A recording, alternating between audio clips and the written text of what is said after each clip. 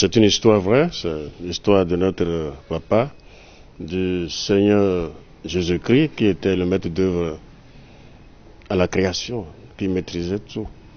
Il a pris simplement le corps pour venir voir ses frères. Et ses frères, c'est toute la terre, c'est nous.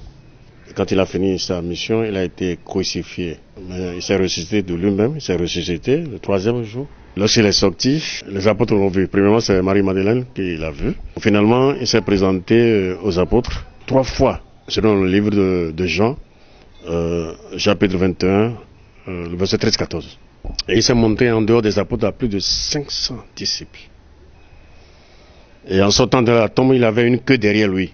C'est-à-dire, la première personne qui a connu la mort, c'est-à-dire Abel, tout ce monde-là, depuis Abel, Seth, Mahalalel, Noé, Shem, Cham, Japheth, Abraham, Isaac, Jacob, les 12 patriarches, et la suite, ainsi que les prophètes, tout ce monde-là dormait dans la poussière de la terre.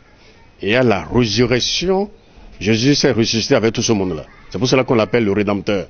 Les gens qui ont connu la mort plus de 3 millions d'années, tout ce monde ont repris vie après la mort du Seigneur Jésus. Donc il s'est ressuscité avec toute une foule. Le 41e jour, il était là en discutant avec les apôtres. Quand il a commencé par monter aux yeux des apôtres. Et il montait, et il a disparu. C'est ça ce que nous appelons l'assomption et non l'assomption. Et il avait un chant qui se chantait au-dessus des nuages, c'est-à-dire les anges ont jeté leurs épées par terre, ils se sont allongés devant le prince du ciel et de toute la terre qui venait et qui attendait la porte qui était à l'entrée principale de la porte centrale du ciel.